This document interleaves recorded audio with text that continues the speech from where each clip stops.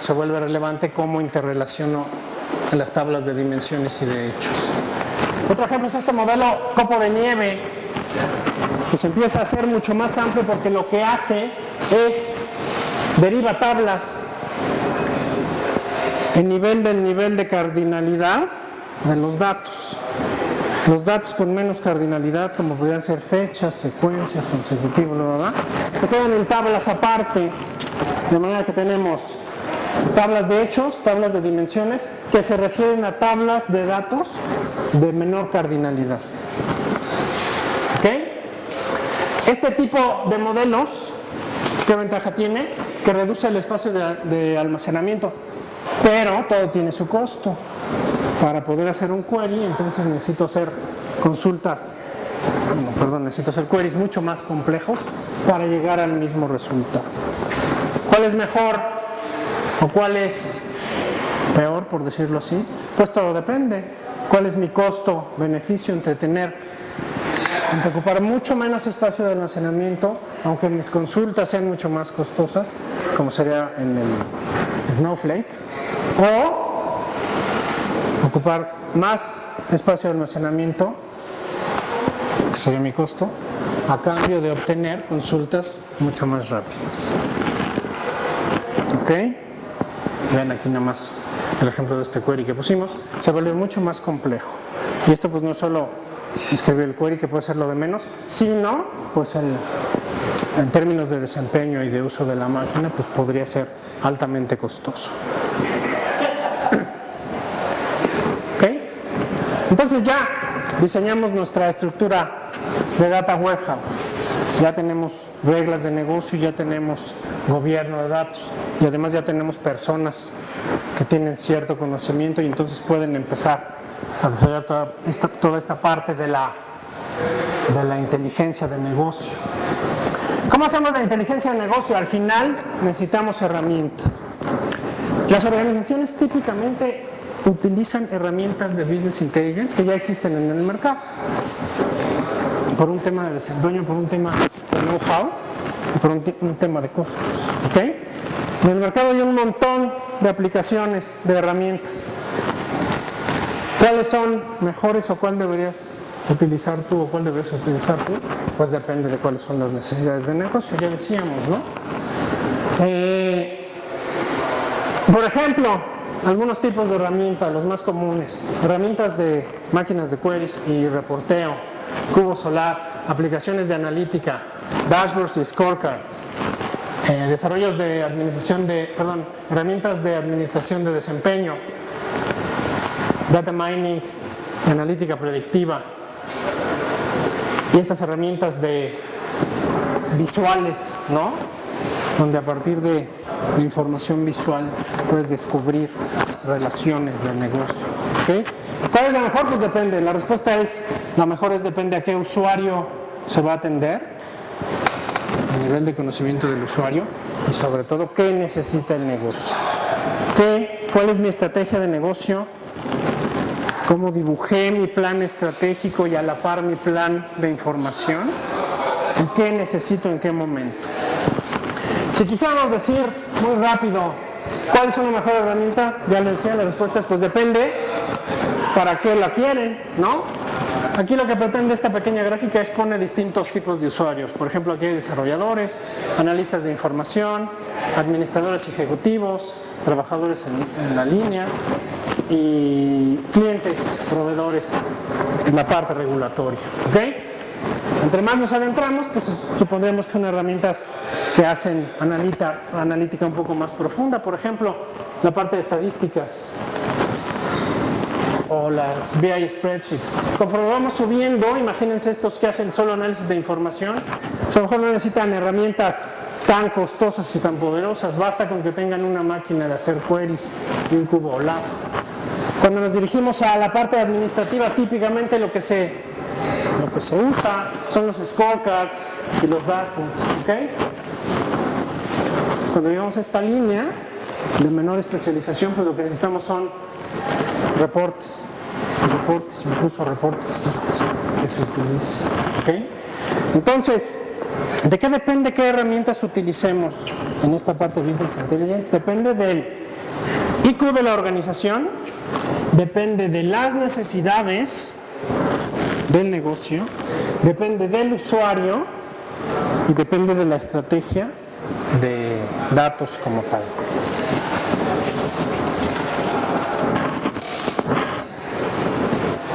Hasta aquí es el contenido básico de Data Warehousing and Business Intelligence Management.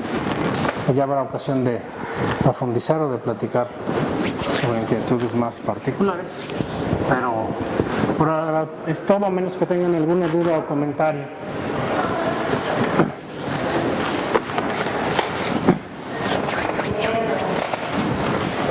Bueno, yo tengo una pregunta ahí. En el diagrama donde comentabas cuáles eran como los pasos que se seguían para poder armar tu data warehouse. O sea, empezabas con una necesidad de negocio, ¿no? Ajá, ya no me acuerdo cuál era, pero... necesidad de información. Ajá.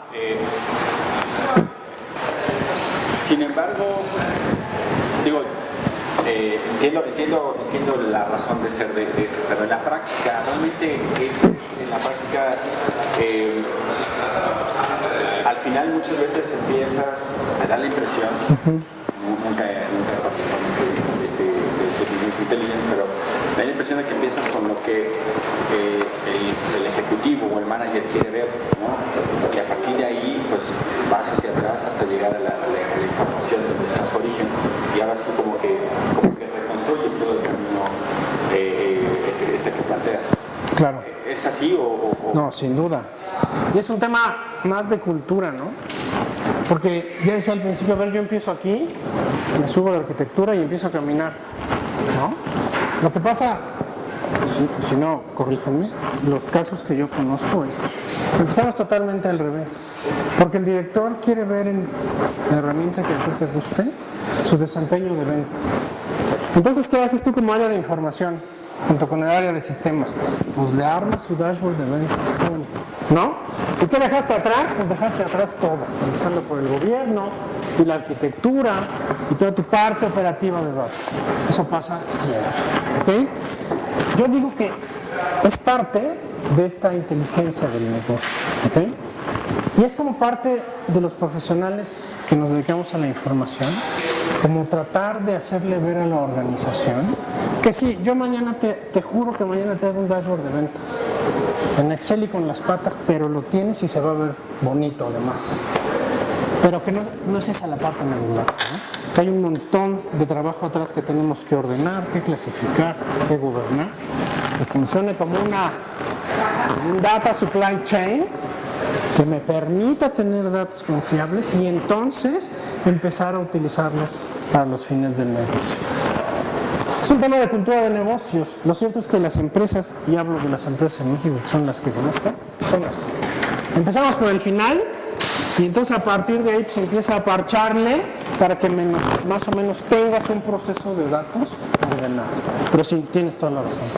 Y si me permites ahí complementar, hoy una tendencia cada vez más es tener un Chief Data Officer, a diferencia de un CIO. La diferencia abismal entre las dos posturas es el CIO tiene como misión crítica dar servicio y soporte. El Chief Data Officer tendría como misión crítica la verdad del negocio. En principio las dos son contrapuestas. ¿Por qué? El CIO tiene como objetivo dar el resultado, no importa lo que deje atrás. A diferencia del Chief Data Officer, tiene que cuidar que lo que presente esté estructurado desde su origen, como lo están presentando, cuidando todos los aspectos que se ven en el database. Entonces, ahí viene ya una tendencia, una moda de management, de cómo poder hacer más eficientes las organizaciones, quitándole la responsabilidad al director de sistemas de entregar información. El director de sistemas que provee los recursos, que provee la disponibilidad, que provee la infraestructura. El tema de datos e inteligencia cobra la fuerza suficiente y necesaria para hacer una posición de jerarquía a nivel de primera línea. Es una nueva moda, hay mucha literatura al respecto de lo que es el Chief Data Officer. Gracias, Pedro. Gracias. ¿Algún otro comentario? Estos tres que presentas, ¿qué tanto se pueden llegar a complicar si prefiero hacer mi almacenamiento en nube? ¿Perdón? También una tendencia que hice como muy reciente y que creo que está ocurriendo bastante es hacer el warehouse en nube. ¿Qué tanto se complica realizar esas estructuras de estrella o este copo de nieve tratando de realizarlas en nube?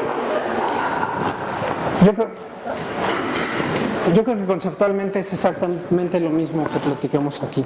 ¿Qué tan complejo es? Sería la misma pregunta que yo te pondría. ¿Qué es más complejo, comprar una herramienta o una solución de industria o desarrollarlo in-house? ¿Okay? ¿De qué depende al final? Pues depende de que tengas clara la arquitectura, que tengas clara la razón de ser y tengas clara la utilización. Un poco lo que sucede cuando tú tienes soluciones de industria o pre-soluciones de industria es más que qué tan bueno es el copo de nieve o es el estrella, lo que pasa es que te da mucho orden. Si tu empresa es una empresa que está desordenada en el tema de datos, comprar una solución prehecha, una solución de industria, lo que te da es mucho orden.